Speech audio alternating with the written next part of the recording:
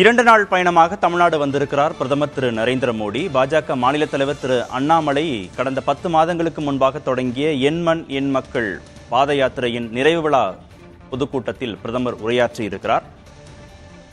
உரையின் முக்கிய சாராம்சங்கள் குறித்து விவாதிப்பதற்காக 2 விருந்தினர்கள் அரங்கத்திற்கு வந்திருக்கிறாங்க.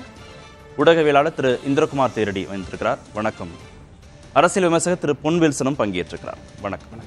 திரு இந்திரகுமார், 3-4 முக்கியமான அம்சங்களை அடுத்த ஒரு அரை மணி நேரத்திற்கு நம்ம விவாதிக்கலாம்னு நினைக்கிறேன். பிரதமர் உரையிலிருந்து முதல்ல அதிமுக பாஜக கூட்டணி முடிந்த பிறகு இந்த பொதுக்கூட்டத்தில் அதிமுக குறித்த விமர்சனங்கள் திமுகவுக்கு இணையாகவோ அல்லது திமுகவுக்கு கூடுதலாகவோ இருக்கும், அதிகப்படியாகவோ இருக்கும் அப்படின்னு எதிர்பார்க்கப்பட்டது. எம்ஜிஆர் ஆட்சி காலத்தை மனதார பாராட்டி இருக்கிறார்.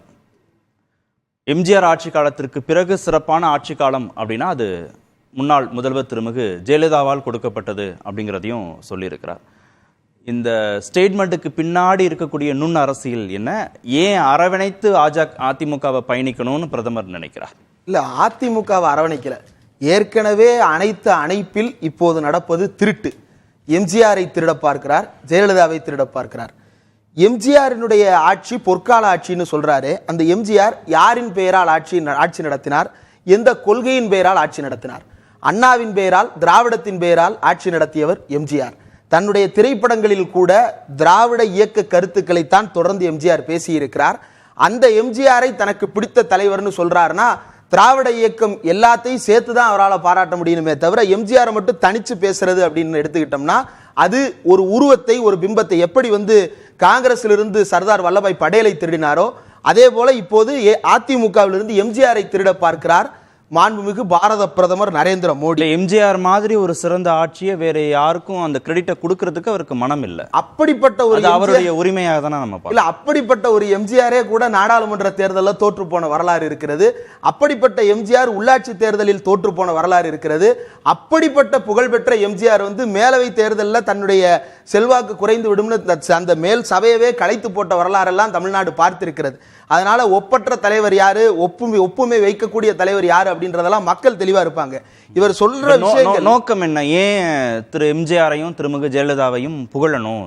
இல்ல, அவருக்கு தமிழ்நாட்டை பொறுத்த வரைக்கும் இங்க அவர் முதல்ல அவர் சொன்ன இன்னொரு பாயிண்ட்ல இருந்தா இதுக்கு லீடு எடுக்கணும்னு நினைக்கிறேன். அவர் என்ன சொல்றாரு, தமிழ்நாடு தேசிய நீரோட்டத்தின் ஒரு மையம், தேசிய தன்மை தமிழ்நாட்டுக்கு இருக்கிறது, அதை நான் உணர்ந்திருக்கிறேன் அப்படின்னு சொல்றாரு. சார், இது நாங்க சொல்லிட்டு இருக்கிறது ரொம்ப நாளா. அவர் புதுசா அதை சொல்ல வேண்டும்னு அவசியம் இல்லை. 1806 ஜூலை 10 வேலூர் கோட்டையில் நடந்த சிப்பாய் புரட்சியை முதல் இந்திய விடுதலை புரட்சி அப்படின்னு அறிவிக்க சொல்லி தமிழ்நாடு நீண்ட காலமாக கோரிக்கை வைத்திருக்கிறது. அதை அவர்கள் காது கொடுத்து கேட்டபாடில்லை. அதற்கு முன்னாடியே இங்க வீரபாண்டிய கட்டபொம்மன், பூலித்தேவன், மருது சகோதரர்கள் தொடர்ச்சியாக ஆங்கிலேயர்களுக்கு எதிரான ஒருங்கிணைந்த போராட்டத்தை நடத்தி இருக்கிறார்கள். அதனை இந்திய விடுதலைக்கான முதல் போராட்டம்னு அறிவிப்பதற்கு இந்த அரசுக்கு திராணி இல்லை. அவர்களுடைய உருவ பொம்மைகளை வாகனத்தில் வைத்து குடியரசு தின ஊர்தியில் நாம கொண்டு போனோம் அப்படின்னா அந்த ஊர்தியவே தடை செய்ததன் காரணமாகத்தான் அந்த ஊர்தியை தமிழ்நாடு முழுக்க காட்சிப்படுத்த வேண்டிய ஒரு நிர்பந்தம் ஏற்பட்டது. முதல்ல தமிழ்நாட்டுக்கு தேசிய உணர்வை பற்றி சொல்லிக் கொடுக்க வேண்டிய எந்த தகுதியும் மோடி அவர்களுக்கு கிடையாது. பிரதமர்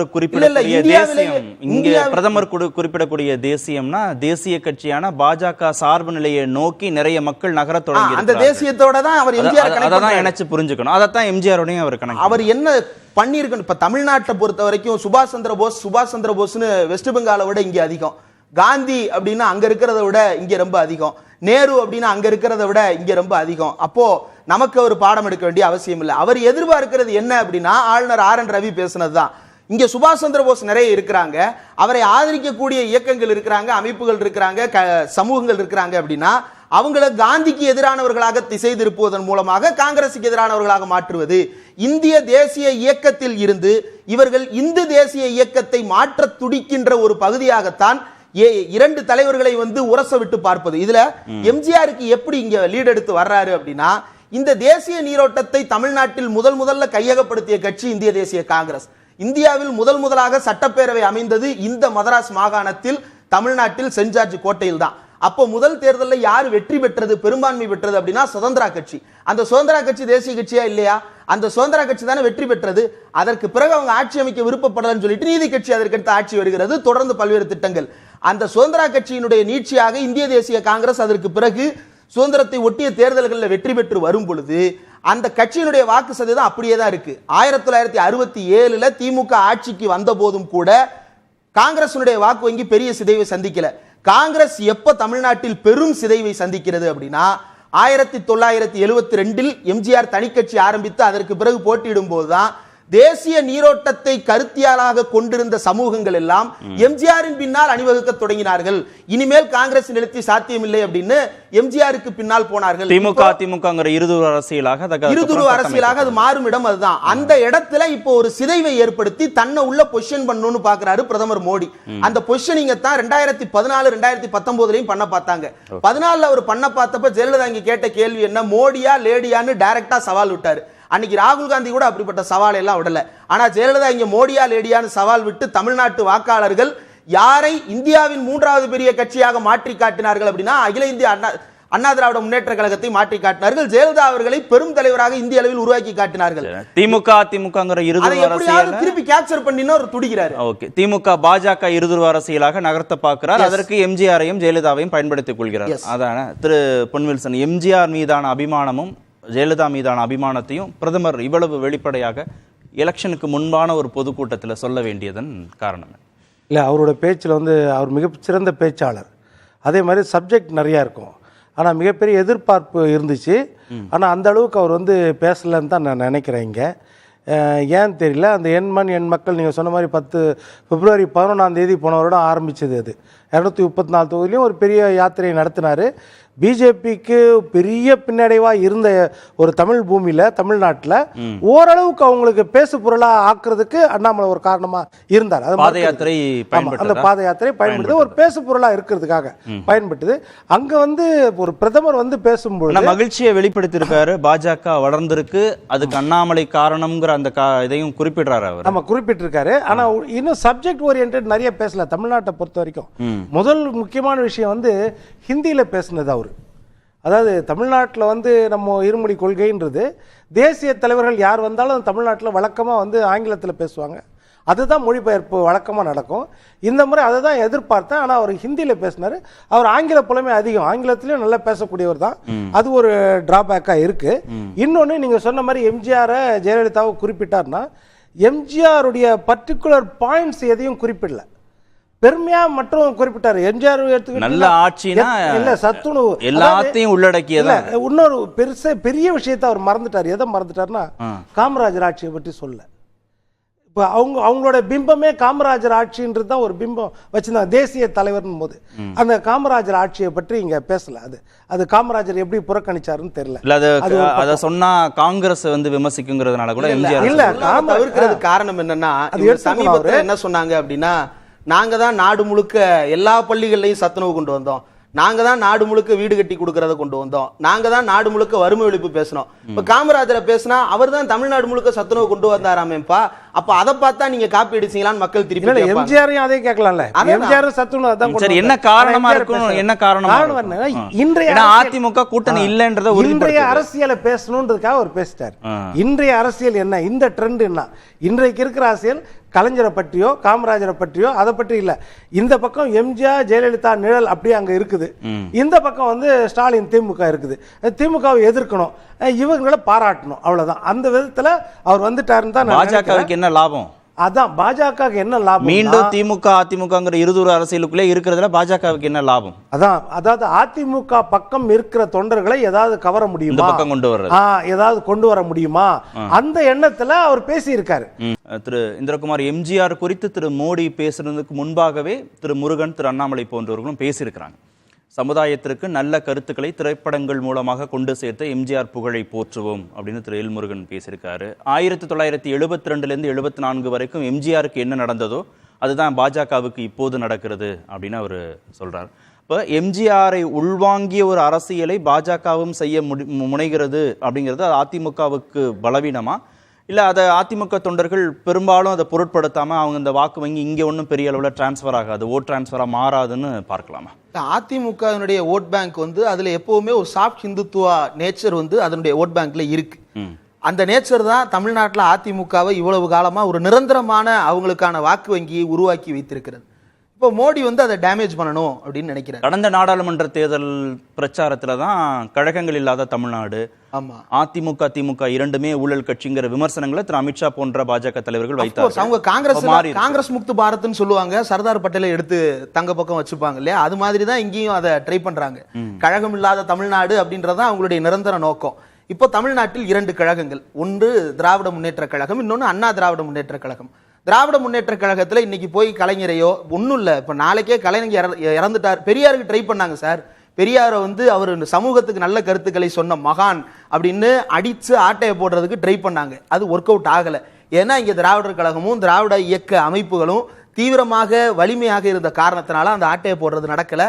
அதனால எக்ஸ்ட்ரீம்லி ஆப்போசிட் ஸ்டாண்டில் வச்சு டீல் பண்ண வர்றாங்க. நாளைக்கு கலைஞரையே கூட இப்போ சமீபத்தில் கூட சில பேட்டிகள் எல்லாம் பாருங்க, எல் கணேசன் போன்றவர்கள்லாம் என்ன சொல்லுவாங்க, கலைஞர் ரொம்ப சாத்விகமானவர், எங்களோடு ரொம்ப நெருக்கமாக இருந்தார் அப்படின்னு சொல்லி எல்லாம் தாஜா பண்றதுக்கான பார்ப்பாங்க. இப்போ திமுக வலிமையாக இருக்கும் பொழுது அடிக்க முடியாது. ஆனா அதிமுகவை பற்றி எப்படிப்பட்ட பார்வை பாஜகவுக்கு இருந்தால், ஒரு கட்சி வலிமையாக இன்றைக்கும் பொதுச் செயலாளராக எடப்பாடி பழனிசாமி அவர்களின் கீழே ஒருங்கிணைந்து இருக்கிறது. ஓபிஎஸ் போனாலும் கூட எந்த சட்டமன்ற உறுப்பினர்களுடைய இழப்பும் இல்லாமல் தீவிரமாக அதிமுக களமாடி கொண்டிருக்கிறது. அந்த சூழ்நிலையிலையும் அவர் வந்து எம்ஜிஆரை கை வைக்கிறாரு, ஜெயலலிதாவையும் சேர்த்து கை வைக்கிறாரு அப்படின்னா இதுக்கு அதிமுக என்ன பதிலாற்ற போகிறது அப்படின்றதை எதிர்பார்க்கணும். அதிமுக இதை பதில் சொல்ல வேண்டும். பதில் சொல்லணும். சிறந்த ஆட்சி எம்ஜிஆர் கொடுத்தார், ஜெயலலிதா கொடுத்தார், அந்த கிரெடிட் இல்லையா ஒரு பிரதமர் வாயிலிருந்து வரக்கூடிய அங்கீகாரம் கொடுத்திருக்கிறார் அப்படின்னா என்ன அடிப்படையில் அவரை கிளைம் பண்றாங்க? எம்ஜிஆருக்கு அப்புறம் ஜெயலலிதா தான் நல்லாட்சி கொடுத்தாருன்னு சொல்றாரு. எம்ஜிஆர் அவர்கள் வந்து வாழ்ந்த பிறந்த பூமியான கண்டிக்கு போயிட்டு வந்தேன்னு சொல்றாரு. நல்லாட்சி கொடுத்தார், கல்வி கொடுத்தார், மருத்துவம் கொடுத்தார், ஒப்பற்ற தலைவர்னு சொல்லிட்டு நான் வந்து ஜெயலலிதாவுக்கு நெருக்கமான நண்பராக இருந்தேன், அவர்கள் வந்து எம்ஜிஆரை அப்படியே பின்பற்றினார், அவர்களை எனக்கு ரொம்ப பிடிக்கும் அப்படின்னு சொல்ல வேண்டிய தேவை என்ன? ஒரு தேசிய இப்ப எல்முருகன் சொல்லட்டும் அல்லது அண்ணாமலை சொல்லட்டும், ஒரு தேசிய தலைவர் தேசிய அளவில் பிரச்சாரம் பண்ணிட்டு இருக்கிறவர் தமிழ்நாட்டுக்கு வந்து இந்த பெயர்களை பயன்படுத்துவதன் மூலமாக அந்த ஓட்டர்ஸ் தான் அவர் குறி வைக்கிறாரு. அது நடக்குமா? அந்த ஓட் டிரான்ஸ்ஃபர் நடக்குமா திரு பொன்வில்சன்? இல்லை, இப்போ எப்படின்னா இது நீங்க சொன்ன மாதிரி தான் அதிமுக வந்து இதுல ரியாக்ட் பண்ண வேண்டிய அவசியம் இல்லை. ஏன்னா அவங்க தலைவர்களை பெருமையா தான் பேசுறாங்க. இப்ப விமர்சிச்சு ஆக வேண்டிய திமுகவை எந்த அளவுக்கு விமர்சிக்கிறாங்களோ அதே அளவுக்கு பாஜகவை விமர்சிக்க வேண்டிய கட்டாயம் அதிமுகவுக்கு இருக்கு. ஆனா இவங்க தலைவர்களை பிரதமர் திரு நரேந்திர மோடி போற்றுகிறார் அப்படின்னா திரு மோடி மீதான விமர்சனத்தை அதிமுக வைக்க முடியுமா? போற்றுகிறார் போதே எடப்பாடியும் அதிமுகவையும் அங்கீகரித்து விட்டார் அப்படின்றது தான். அதுதான் உண்மையான அதிமுகன்றத அவர் ஏற்றுக்கொண்டார் அப்படின்றது ஒரு பார்வை. அதுதான். ஏன்னா அந்த அவங்க கிட்ட தான் கணிசமான வாக்கு இருக்குது அப்படின்றதையும் அவர் உணர்ந்துகிட்டார். எடப்பாடி குறித்து அவர் ஒரு வார்த்தை கூட சொல்ல இல்ல. அதான் அதிமுக தானே, அதிமுக தானே. இப்போ போன முறை எம்ஜிஆர் ஆரம்பிக்கிறாரு, ஜெயலலிதாவோட முடிச்சு கொஞ்ச காலத்துக்கு முன்னாடி தானே அதிமுக எடப்பாடியை தானே தனது வலது பக்கத்துல வச்சிருந்தார் கூட்டணியில, வேற யாரையும் வைக்கலையே. அப்ப அதை தான் நினைக்கிறாருன்னு. அப்ப அது ஒரு பார்வை. இன்னொரு பக்கம் தன் பக்கம் இருக்கிற, ஒருவேளை தன் பக்கம் வரப்போகிற ஓபிஎஸ் ஆண்டு காலமாக தமிழ்நாட்டுக்கு செய்த துரோகத்தை, பாஜக செய்த துரோகத்தை அம்பலப்படுத்துவோம்னு திரு ஜெயக்குமார் சொல்றார்.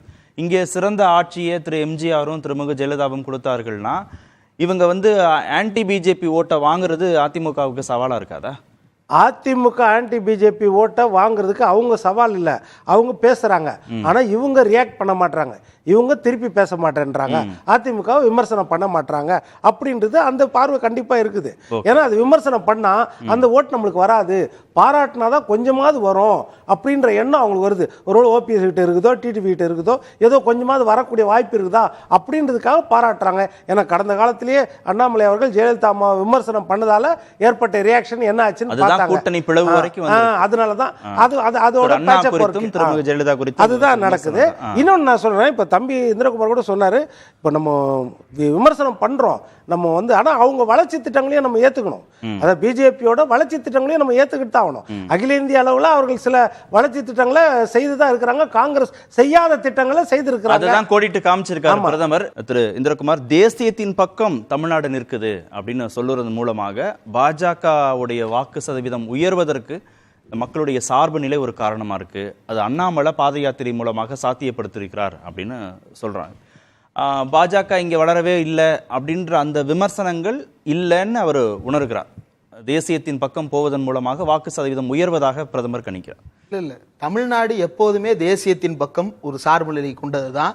அந்த தேசிய அளவிலான சார்பு நிலை கொண்டதுனாலதான் தமிழ்நாடு தொடர்ச்சியாக ஒன்றும் இல்லை, அறிஞர் அண்ணா திராவிட நாடு கேட்டிருக்கிறார். ஆனால் சீன எல்லையில் போர் நடந்த போது இந்தியாவிலேயே அதிகப்படியான நிதியை வசூலித்து கொண்டு போய் கொடுக்க வேண்டும் முனைப்பு காட்டி தமிழ்நாட்டிலிருந்து நிதி வசூல் செய்து கொண்டு போய் ஒன்றிய அரசிடம் கொடுத்தார். எதனால கொடுத்தாரு? நாட்டுப்பற்றதான் தேசியம்னு புரிஞ்சுக்கிறீங்க? இல்ல, அதுதான் உண்மையான தேசியம். இவர்கள் சொல்ற தேசிய இனம் என்னன்றதை தான் நான் விளக்கணும்ல. அதை விளக்கணும் அப்படின்னா உண்மையான தேசப்பற்று எதுன்றதை சொல்லணும்ல.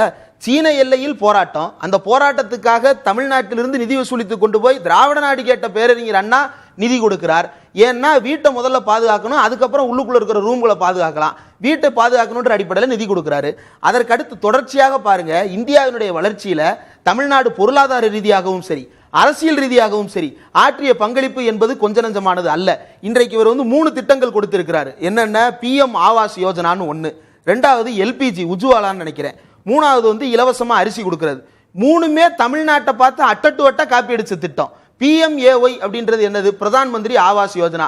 ஏற்கனவே இந்திரா ஆவாஸ் யோஜனா, ராஜீவ் ஆவாஸ் யோஜனான்னு தேசிய அளவு திட்டங்கள் தமிழ்நாட்டை சேர்ந்த ஒவ்வொருத்தரும் பயன்பெறுகிறார்கள் மத்திய அரசு திட்டங்களால. என்ன சொல்றாங்க? எவ்வளவு பயன்பெறாங்க அப்படின்னு பார்க்கணும்ல. இப்ப தமிழ்நாட்டு அரசால பயன்பெறாங்களா, ஒன்றிய அரசால பயன்பெறாங்களான்ற வித்தியாசத்தை மக்களுக்கு சொல்லணும் இல்லையா?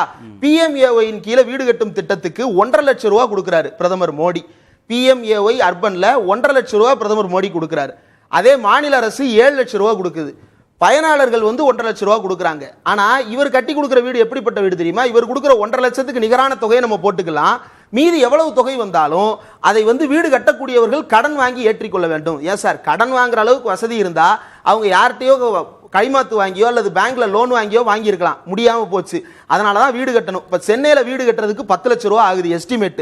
Tamil Nadu urban habitat development board MD சொல்றாரு 10 லட்சம் ரூபாய் ஆகும்னு. 10 லட்சம் ரூபாய்க்கு ஒரு 1.5 கொடுக்குறாரு. மீதி இருக்கக்கூடிய 8 லட்சத்தை மக்கள் பெறட்ட முடியாது. அப்ப என்ன சொல்றாங்க அப்படின்னா, மாநில அரசு 7 லட்சம் ரூபாய் கொடுத்துறேன், 1.5 லட்சம் ரூபாயை நீங்க 200 ரூபாயா 500 ரூபாயா இன்ஸ்டால்மெண்ட் போட்டு 20 வருஷத்துக்கு கூட கொடுங்கன்னு மக்களுக்கு கொடுக்குறாங்க. இது ஒண்ணு. இது ஏற்கனவே தமிழ்நாட்டில் கலைஞர் வீடு வழங்கும் திட்டம்னு இருந்தது. அந்த திட்டம் தான் 2007ஆம் ஆண்டே செயல்படுத்தப்பட்டது. அதைத்தான் அது முழுக்க முழுக்க தமிழ்நாடு மாநில நிதியில் செயல்படுத்தப்பட்டது, பயனாளர் பங்கு தொகை இல்லாமல். இப்போ மோடி அதையும் கூட மோசமாக காப்பி எடுத்திருக்கிறார். ரெண்டாவது LPG கொடுக்குறேன்னு சொல்றாரு. 2007 ஜனவரி 14ஆம் தேதி 1000 லைட்ஸ்ல இருக்கக்கூடிய Thomas road Tamil Nadu slum development board, Tamil Nadu குடிசை மாற்று வாரிய குடியிருப்புகள்ல கலைஞர் திட்டத்தை தொடங்கி வைக்கிறார். இலவச எரிவாயு இணைப்பு மற்றும் அடுப்பு கொடுக்கும் நிகழ்ச்சியை திட்டத்தை 2007 செயல்படுத்துறாரு கலைஞர். அதற்கடுத்து இலவச அரிசின்னு சொல்றாங்க. ரூபாய்க்கு ஒருபடி அரிசி அப்படின்றது முதல்ல திட்டம், அதை அறிவிக்கிறாங்க. அதற்கப்புறம் ஜெயலலிதா 2011 அதை என்ன மாத்துறாரு, 20 கிலோ இலவச அரிசின்னு மாத்துறாரு. அதற்கப்புறம் ஒன்றிய அரசு என்ன பண்ணுது, ஸ்டிக்கர் ஒட்டி கொள்ளும் விதமாக நாங்களே எல்லாத்தையும் கொடுக்குறோம் அப்படின்னு சொல்லி வர்றாங்க. 1967 இருந்து 2011 வரைக்கும் தமிழ்நாட்டு மக்களுக்கு அரிசி ஒருபடி அரிசி ₹1 கொடுக்கணும்னு 67 அறிவிச்சதுக்கு 2011 வரைக்கும் நம்ம ஒன்றிய அரசிட்ட எப்படியாவது அரிசி தாங்க சேர்த்துக் கொள்ளணும் தானே இந்த அதிமுக. இப்ப இந்த 3 திட்டங்களை அவர் சொல்றாரு இல்லையா, எந்த அடிப்படையில் இதுக்கு அவர் கிளைம் எடுக்கிறாரு? திரு பொன்வில்சன், திமுக அதிமுக ஆட்சி காலத்திலேயே பல திட்டங்கள் தொடங்கப்பட்டிருக்கு, அதன் மூலமாக இங்க இருக்கக்கூடியவர்கள் பயன்பெறுகிறார்கள்னா தேசியத்தின் பக்கம் போவதுங்கிற வார்த்தையுடைய உள்ளர்த்தம் பாஜக பக்கம் போறது அதிகமாக இருக்கு சமீப நாட்களில் தமிழ்நாட்டில் இருந்துன்னு பிரதமர் புரிந்து கொள்கிறார். அப்படிதான் இந்த ஸ்டேட்மெண்ட்டை நம்ம பார்க்கணும். அதற்கான அடிப்படை காரணங்கள் என்ன? ஏற்கனவே மாநில அரசு எல்லாம் செய்யுது. அப்போ எதனால இந்த தேசியத்தின் பக்கம் இவர்கள் நகருகிறார்கள்? என்ன காரணம்? இல்லை, இப்போ அவங்க சொல்ற வாக்கு மூலம் அவங்க சொல்ற சாதனைகள் எல்லாம் தேசிய அளவுல தான் சொல்றாங்க. தமிழ்நாட்டில் பேசும்போது தேசிய அளவுல செய்த சாதனைகளை பேசும் தமிழகம் தேசியத்தின் பக்கம் அதுல தமிழகமும் வருது அப்படின்ற அரசியல் வளர்ச்சியில தமிழகம் புதிய மையமாக விளங்குது. இல்ல, நான் என்ன சொல்றேன், இப்ப கேஸுக்கு மானியம் சொல்லிட்டு அவங்க 40 லட்சம் இலவச கேஸ் இணைப்பு கொடுத்தாங்க. 2007 கலைஞர் கொடுத்தாருன்னு இப்ப தம்பி சொல்றாரு. உங்களுக்கு எனக்கு நல்லா தெரியும், ஒரு 10 வருஷம் 15 வருஷத்துக்கு முன்னாடி வரைக்கும் கேஸுக்காக எவ்வளோ அவஸ்தைப்பட்டோம். 21 நாள் கழிச்சு தான் உங்களுக்கு கேஸ் நீங்கள் புக் பண்ணணும். ஒரு கேஸ் முடிஞ்சிச்சுன்னா அதற்கு பிறகு 21 நாள் கழிச்சு தான் அது அலாட் ஆகும்.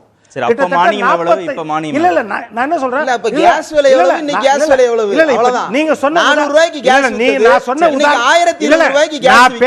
உதாரணம் கலைஞர் இலவசமா கொடுத்தார். நீங்க சொன்னது இப்ப அதைத்தான் பேசுறோம். சரி, மோடி விலையை பற்றி இலவசமா பேசல. கொடுக்கறாரா? அன்றைக்கு பாருங்க, மோடி இலவசமா கொடுக்கறாரா? அன்றைக்கு வரிசையில மோடி நின்ற ஓசியில சிலிண்டர் கொடுக்கறாரா? வரிசையில எத்தனை நின்ற வீட்டுக்கு ஓசி சார், சிலிண்டர் டெய்லி நான் போகுது? வந்து நான் என்ன சொல்றேன், நீங்க மோடி ஓசி சிலிண்டர் பாயிண்டே கொடுக்கறாரா? சொல்லாம சொல்றீங்களா? இல்ல, அவர் ஓசி சிலிண்டர் நீங்க பத்தி பாருங்க, நீங்க பேசுறாரு. பேசுமா நான் பேசல. மோடி நீங்க ஓசி பேசுமா நான் சிலிண்டர் பேசல. கொடுக்கறாரா? பலவீனமானவங்க தான் இப்படி குறுக்க பேசுவாங்க. மோடி பேசுங்க, வாதம் பண்ண தைரியம் இல்லாதவங்க, பலவீனமானவங்க தான் இப்படி பேசுவாங்க. சரி, தனி நீ மனித பேசுற வரைக்கும் நான் கம்முனு இருந்தேன். பேசுங்க. அப்ப ஏன் பேசணும் சார்? சரி, சொல்லுங்க. சொல்ல அமைதியா தான் அன்றைக்கு நான் வரிசையில் இருந்து நான் கஷ்டப்பட்டது தெரியும், இவருக்கு தெரியாது. நான் கஷ்டப்பட்டேன். அன்னைக்கு வந்து கேஸ் டெலிவரி பாய் கேட்பான், என்ன தெரியுமா, 500 ரூபாய் மன்மோகன் சிங் கொடுப்பாரு. 500 ரூபாய் கூட கொடுக்குறீங்களா சார்? 2 நாள்ல கொடுக்குறேன்னுவான். கரெக்டா இல்லையா? இது நடந்துச்சா இல்லையா? இந்த மக்களுக்கு தெரியும். ஒரு நொடி நீங்க விலைவாசியை மட்டும் சொல்றீங்க. ஆனா லஞ்ச பணம் கொடுத்து அன்றைக்கு கேஸ் வாங்குனது எனக்கு தெரியும். அந்த திமுகவுடைய ஒரே நொடி அதே மாதிரி அடுத்து சொல்றேன். நான் மீண்டும் உங்ககிட்ட தான் வரப்போறேன். திமுகவுடைய அமைப்பு செயலாளர் திரு RS பாரதி இணைப்புல இருக்கா சார்? வணக்கம்.